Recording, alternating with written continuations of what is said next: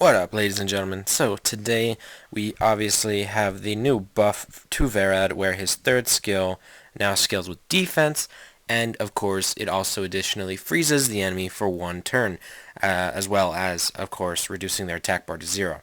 Now this was a very big change. A lot of people were super stoked about VERAD. I don't necessarily think his buff was necessary, but we will take it. And what we're going to do today is we're going to do some different damage builds. I basically have unruined many of my monsters, and we're going to throw on probably a few different types of rune sets.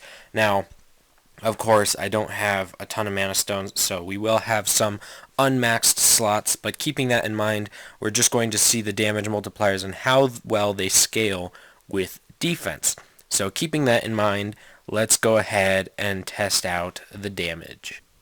So first up, we're just testing out the Rage build. We did have Revenge runes on it, but that's just because those are the best sets that we've got so far.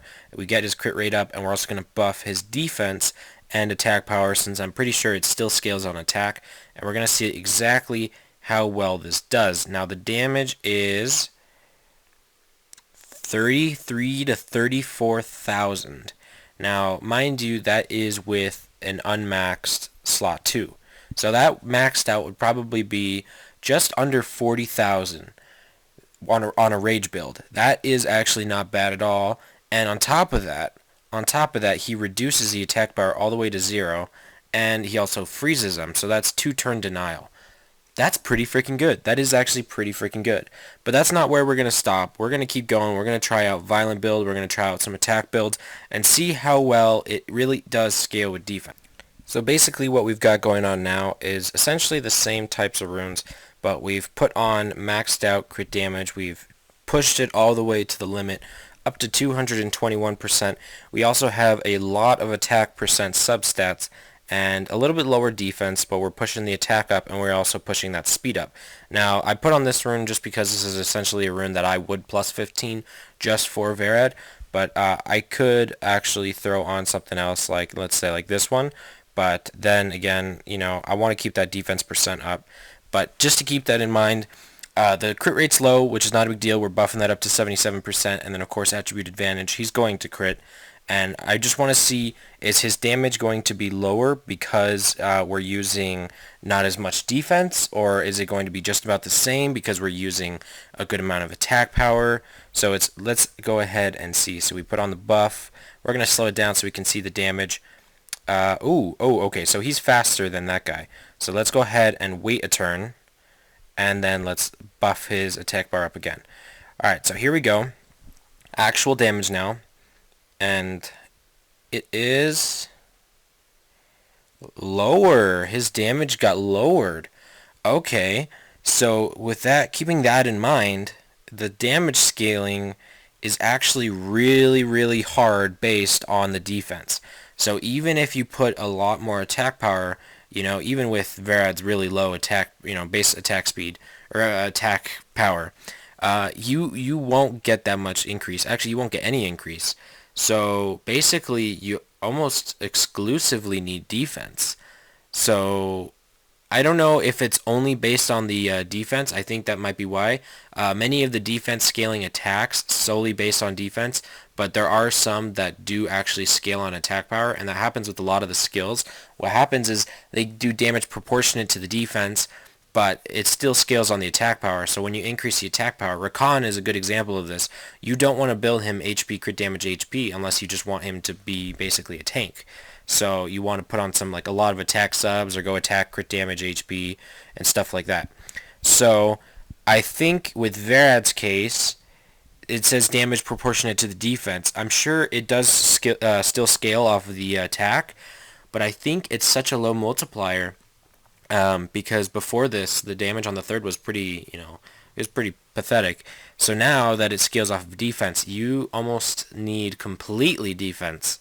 So let's go ahead and try out that where we have almost no attack power.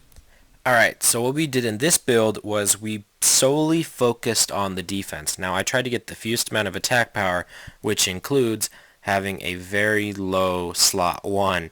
Now this doesn't make that big of a difference because maxed out that's like 120 more attack. But of course we just want to see the scalings, So of course we're going defense, crit damage, defense. I wish I had a maxed out defense slot 2, but actually I think I might actually have one. Let's check really quick. Alright, so we switched that out, and we do in fact have more defense from that since we maxed out the slot 2 on this one. So this has 230% crit damage. We don't need to worry about crit rate. He's going to be well above like 80% when it is finalized. But 2,037 crit defense and very low attack power. So this is going to be an interesting build this time. Let's see how much damage he does. We'll do one more run after this with a defense leader just to maximize the damage to the fullest amount. But if we test this out right now, I'm just going to take a guess, wild guess right now. He's probably going to do over 35,000 because if the damage multipliers on the defense are really high, and that's really high crit damage and high defense too, this should be really, really nice. So here we go. 43,000 damage. So that is that's actually pretty nice. I'm just gonna go ahead and quit out of this battle early so we don't need to waste time. So let's go ahead and test out one more time with defense leader because those scalings are pretty freaking nice. We can't use that. Alright, we'll use the best defense leader we have, which I believe is the Fire Panda, which I just actually summoned. So here we go. We're testing the damage one more time. Looking at these multipliers, I would say your best bet is definitely to build defense based. I don't think you should build it any other way. And rage really maximizes that amount. Can we put more defense? No, we can't. Alright, so here we go.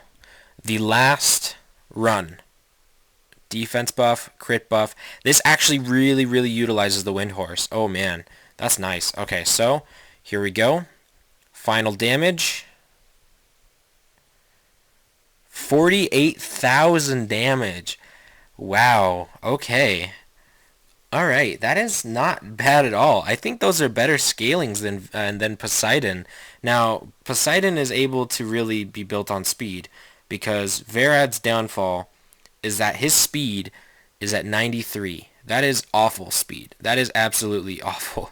So if you can build him with a lot of speed substats, a lot of defense percent substats, you're gonna have a lot of options. This is going to really be able to be used everywhere now.